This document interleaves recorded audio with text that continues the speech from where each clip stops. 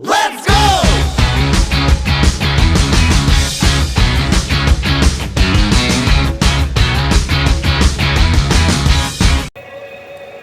So guys,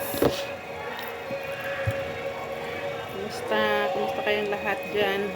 Kumusta mga kadanjoy? May danjoy na ba? Grabe guys, ngayon pa lang ako nagtanghalian. Anong oras na? Alas 3 na. Sobrang busy. Ngayon pa lang kumain ng tanghalian. Naglaba pa ako, hindi pa ako tapos. Ayun, maglalaba ko, magbabantaw pa. Banlong. Sasampan. Yun yung sinasabing, a day in my life as a lola, nanaga, alaga ng apo.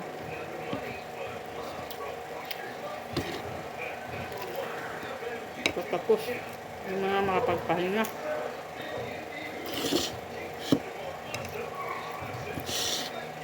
Kain tayo. Ulam ko yung pritong isda, saka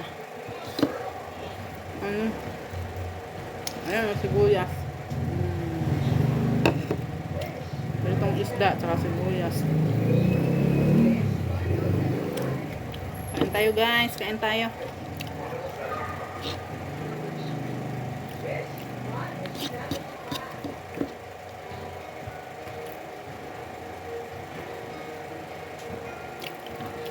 Ako nakapagpahinga.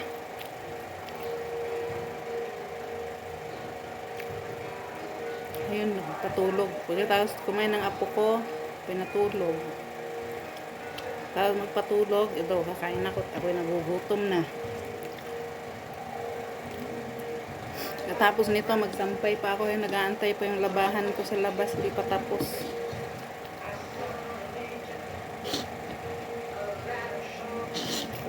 Tayo. Gusto ko guys yung pritong isda na may sausaw sa sibuyas.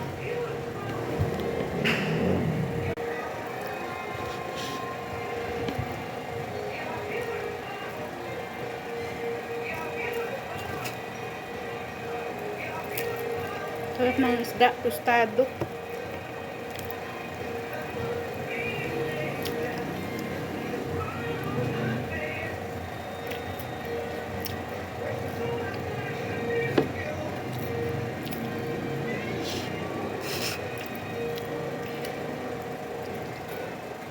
O, umaga din.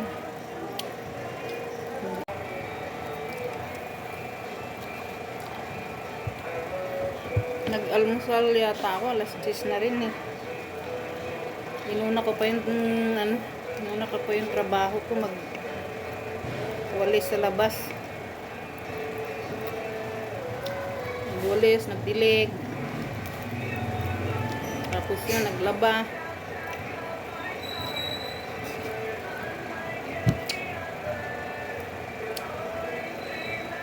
Washing yung gamit ko guys, pero pag nag-washing kasi ako, binabanlawan ko sa kanya. Binabanlawan ko muna yan sa washing. Saka ko babad ko muna yan sila. Paghiwalayin ko muna yung color.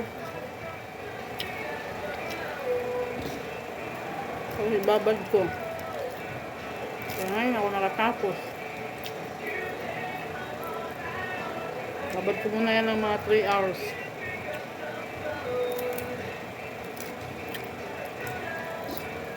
Kanina habang nagpiprito, habang nagluluto, naglalaba, pinapaikot ko yung washing.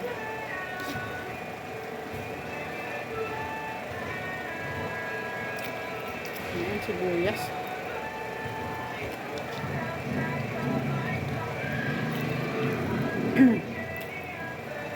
Kaya ito, ngayon lang ako nakakain.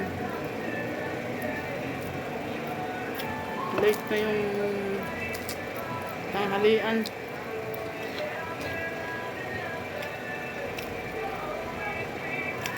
Ano na to eh, tanghalian at saka snack.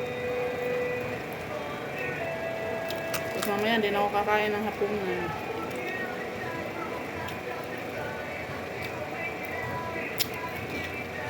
Gusto ko talaga yung ulo ng isda eh. Talaga ang paborito ko sa isda. Lalo na pag prito. Kaya pag nagprito ako, tinupusta ko. Sayang.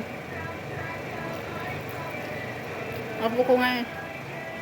Lahat ng isda, kinakain niya yan. Walang sayang sa isda.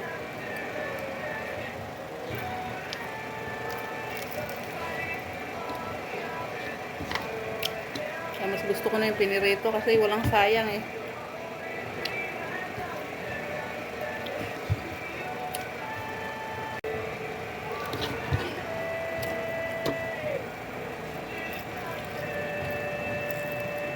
Gusto ko pang kumain guys, pero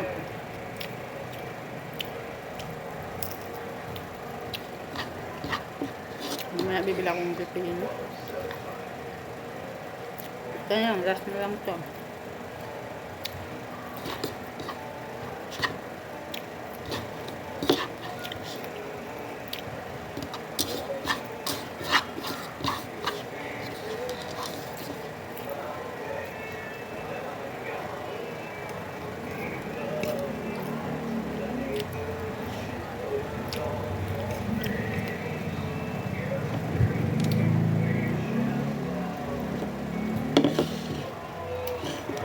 Tapos na ako guys. Ako'y nagsasampay na sa aking labahan. Di pa tapos, anong hapon na. Di pa ako tapos. Gusto kong matulog eh. Ayan na lang. Idlip na lang ako mamaya konti. Tapusin ko na yung labahan ko. So guys, naghihintay yung aking sampay. Sasampay ko na lang to eh. Dito ko kasi binanlawan sa washing. Hindi kasi ako nagbabanlaw ng gamit ang kamay kasi sumasakit yung ano ko. May frozen shoulder kasi ako eh. May frozen shoulder kasi ako pag napagod ako. Ano siya, yung masakit, kumikirot. Kaya dito ako nagbabanlaw sa washing. Babanlaw ako ng 4 times. Pang-apat yung ano, nilalagyan ko na ng fabric conditioner. Ay, ano pa ako guys, hirap nang wala kang kasama sa bahay. Dalawa lang kasi kami ng apo ko, wala kang mautusan kasi yung mga anak mo hindi mo kasama. Mahirap talaga pag konti lang ang anak, dadalawa lang kasi anak ko eh, tapos may mga trabaho. Kami lang naiwan ng apo ko. Yung bang sa'yo lahat ang trabaho. Mag-edit ka pa, mag-video pa. Kaya kayo dyan, damihan nyo na yung mga anak nyo. Ako kasi dalawa lang anak ko eh. Hirap na wala kang kasama, wala kang mautusan, sa'yo lahat ang galaw. Kaya paghapon, pagod-pagod talaga. Gawin mo yun, ito, mag-ano ka pa dito sa labas, maglinis, magwalis, magdilig. Kaya ganun talaga ang buhay. Wala eh, dalawa lang anak ko eh. Sana dinamihan, kaso kung dinamihan ko din, wala, toxic din yung ano eh, yung ama. Kaya buti na rin yung dalawa, kaya lang pag tanda mo, wala ka nang kasama pag tanda, kundi apo lang. Kasi mga anak mo may, halimbawa ganyan, may mga kanya-kanya na ring asawa. Isa, ano ko, ayaw ko namang kasama sila. Mas gusto ko pa rin ako lang mag-isa. Pero ako lang mag-isa, yung wala kang kasamang bata, sana eh. Kaso may bata eh, wala namang ibang magbantay kasi. May trabaho nga rin yung ina. Kaya yan, sa'yo lahat ang trabaho. laba, linis, alaga ng bata. Tapos ito pa, alam mo, nakakapagtanim pa nga ako eh. Ito pa, lilinisin mo pa yung to, araw-araw, tuwing umaga. Kung pa sa labas, magwalis ka pa doon. Kaya magdilig pa ng mga halaman ni dyan sa umaga. Kaya pag kumain ako sa umaga, anong oras na, lumusal ko minsan alas 10. Ganun talaga. Luto, linis, kaso ng apo. Kaya kayo dyan, kung di toxic yung mga partner nyo, damihan nyo na yung mga anak nyo para may kasama kayo. Hindi yung nagsusolo kayo. Marami kayong mautusan.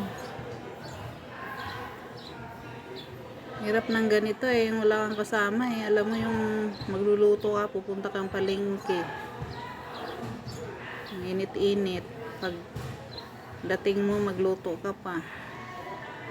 Magluto, maglaba. Kasi kaso na naman ng apo. Pakainin. Tapos kainin, patulugin. Kailangan mo ring tabihan kasi ayaw matulog nang di ka katabi. Ay, buhay. Ang life. Ganun talaga eh. Kaya mo na. At least pasalamat pa rin tayo. Ito buhay, malusog. Yun lang naman ang gusto ko eh. Malusog tayo. Sana walang sakit. Ganun. Hanggat kaya, kilos pa rin. Sige na guys, bye-bye na guys. At ako'y magsasampay pa para matapos na itong trabaho ko. Sana lahat tayo ay malusog, walang sakit. Yan guys, tapos na tayo magsampay. Ayan na yung mga nilabhan ko. Mas marami yung sa apo ko. Ayan na yan. Mabilis lang din naman matuyo dito kasi mahangin eh. Ayan o, maramihan yan sa apo ko. Kaya ito pa o. Akin na to dito. Kailan lang ako naglaba? Ang dami na naman labahan. Ano ko, pag may bata ka talaga. Yung sa isang araw, 3 beses ba naman siya nagbibihis? Kasi pawisin. Ayan na yung nalabhan natin. Meron pa doon, ano na lang yun, basahan. Hindi ko pwedeng mag-ano ng kamay ko kasi may frozen shoulder kasi ako. Ang hirap, hindi ko galaw ng husto tong kanan ko. Hindi ko kaya ma-straight. Kaya ewan ko. Bahala na, gagaling din to. Dati kasi every other day ako naglalaba, yung hinahan wash ko lang kasi ayoko nang iwa-washing. Kasi mas maganda kasi pag hand wash eh. Talagang hindi kasi nakakasira ng damit pag i-hand wash. Washing kasi hinihila niya yung mga ano eh. May ano nga po, frozen shoulder. Kaya ito, nagwa-washing. Every other day ako dati naglalaba, hindi ako natatambakan. Kasi kami lang naman dalawa ng apo ko. Ngayon, masakit yung balikat ko. Nako, kinagabihan, kumikirot. Kaya yan, inimbak ko na lang, winawashing ko. Every 2 weeks yata ako naglalaba. O basta, pag nakita kong marami na, yun, lalabhan ko na siya. Kasi sayang din naman kasi kung sayang sabon. Saka yung fabric conditioner. Kaya na guys, sige na guys. O, tapos na ako. Yun na lang basahan. O, pwede na ako magpahinga. Pahinga ng 1 oras o 2 oras. Hindi rin naman ako makatulog eh. Ewan ko ba. Nasanay na yata yung mata ko na ano lang, nakahiga, nakapikit, ganun. Pero sabihin natutulog, hindi. Nakahiga lang ako niyan. Tapos mag-i-edit ng video. Upload sa YouTube. Ngayon wala akong ma-upload eh. Kaya ito na lang muna. Sige na guys, bye bye. Pahinga na ako. Mamaya hindi pa tayo tapos. Mamayang hapon, mamayang gabi na naman.